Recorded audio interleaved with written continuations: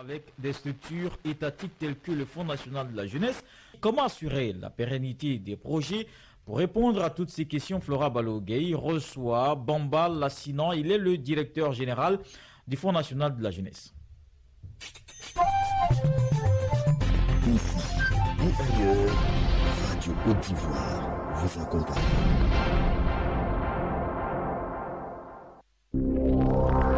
L'invité du jour.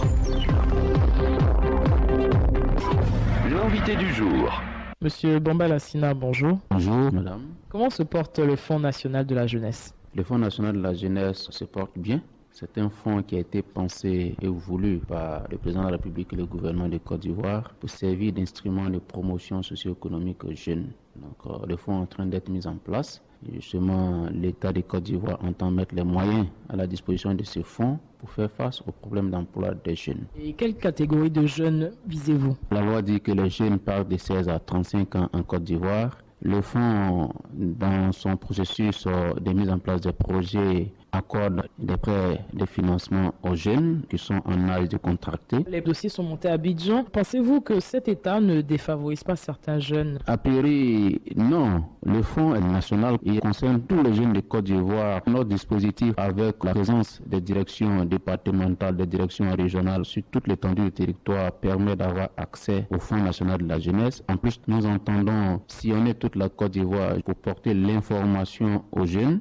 À ce jour, la majorité des projets que nous sommes en train de traiter proviennent des directions régionales et des directions départementales du ministère. Le fonds a été ouvert au public depuis le 1er janvier. À ce jour, nous sommes à 19 projets postés sur nos sites internet et plus de 124 projets physiques qui ont été déposés par les jeunes qui sont en traitement actuellement. Il faut indiquer que le fonds entend, contrairement aux initiatives qui ont consisté à créer des projets conjoncturels pour les jeunes, le fonds entend créer de véritables entreprises. Nous sommes en situation de reconstruction et de relance économique. Il s'agit pour l'État d'optimiser toutes les ressources qu'il met à la disposition des jeunes. Il ne s'agit pas de créer des occupations passagères pour les jeunes. Il s'agit de mettre sur pied des véritables entreprises formelles qui puissent générer des emplois, qui puissent aussi générer des ressources en termes de paiement d'impôts à l'État. Aujourd'hui, il s'agit de financer 500 projets individuels qui génèrent en moyenne 5 emplois et 10 projets collectifs qui génèrent au minimum 500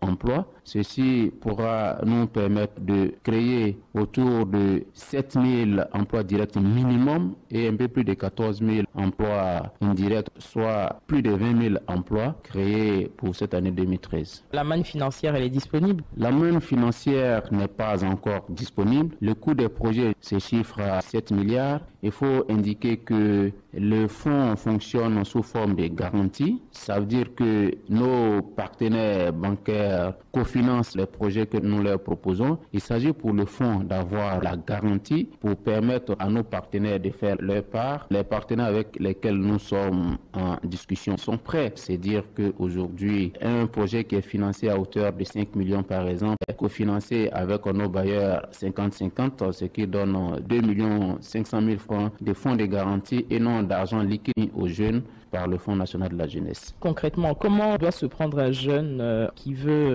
au fonds de jeunesse? Un jeune ambitieux, c'est de cette catégorie de jeunes que le fonds a besoin. Des jeunes ambitieux, des jeunes volontaires, une idée de projet ou un projet et le soumettre en ligne ou en se déplaçant physiquement à notre siège. Et nous encadrons les jeunes avec nos équipes techniques dans l'élaboration de tous les aspects du projet, depuis l'idée au business plan, au plan d'appui financier, jusqu'à la mise en place du projet. Nous accompagnons les jeunes avec nos conseillers en gestion de projet pour l'exploitation effective de son affaire et pour le remboursement effectif de son projet. Sans apport personnel, le jeune ne paye rien. Pour être très simple, il est demandé le numéro de la carte jeune. La carte jeune qui n'est pas un instrument spécialement conçu comme condition d'accès au financement du Fonds national de la jeunesse. Le ministère de la promotion de la jeunesse, des sports et loisirs a plusieurs instruments de promotion de la jeunesse. Nous avons la plateforme Mode d'emploi qui aujourd'hui dans un état moderne est un outil indispensable de statistiques sur le nombre de jeunes, sur le profil des jeunes. Et nous avons la carte jeune qui est un instrument de facilitation de la vie vie des jeunes, qui donne accès aux biens et services qui vont de la santé à la formation, à l'électroménager et plein d'autres biens. Et cet instrument est un instrument d'identification des jeunes pour qu'ils appartiennent à la même catégorie, au club des jeunes, et il permet également d'avoir accès au financement des projets qui est aussi un service que les jeunes ne peuvent pas avoir ailleurs à ce prix-là. Concernant les projets du fonds, quels sont les domaines concernés? Un jeune qui n'a pas de diplôme, est-ce qu'il peut passer par vos services? Le fonds s'adresse à tous les jeunes, quel que soit leur niveau de formation, aux jeunes ruraux, aux jeunes citadins, sans niveau de formation. Pour peu que le jeune ait de la volonté, il ait une idée, son idée sera encadrée sous forme de projet et il sera accompagné par le Fonds national de la jeunesse. Tous les secteurs d'activité sont retenus par le fonds, qu'ils soient innovants, qu'ils soient des secteurs anciens, pour peu que le projet qui émane de l'idée du jeune ou bien le projet du jeune soit viable financièrement, soit créateur d'emplois pour lui et pour d'autres jeunes. On a parlé il y a quelques années de fonds sociaux, ensuite de Fonds national de solidarité. Aujourd'hui, on est à l'étape du Fonds national de la jeunesse. Pourquoi cette instabilité? Doit-on parler d'instabilité? Il faut parler plutôt de voies et moyens idoines pour faire face au problème de l'emploi des jeunes. Il faut indiquer que le Fonds national de la jeunesse n'est pas une nouvelle structure. C'est une structure qui existait depuis 1992. Le Fonds national de la solidarité, les fonds sociaux, tous sont des initiatives de l'État de Côte d'Ivoire pour faire face au problème d'emploi des jeunes.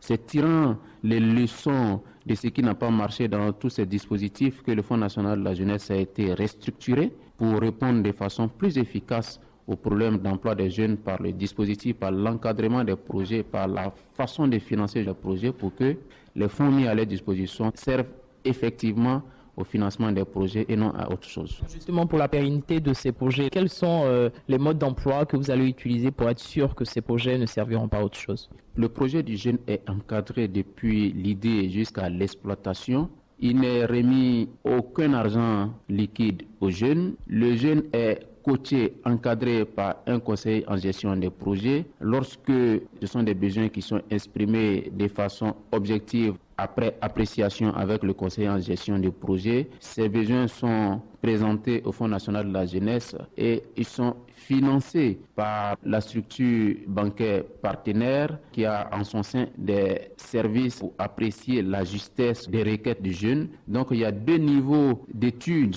de contrôle de l'objectivité des besoins exprimés par les jeunes et qui sont mis à sa disposition sous forme de matériel et non d'argent liquide.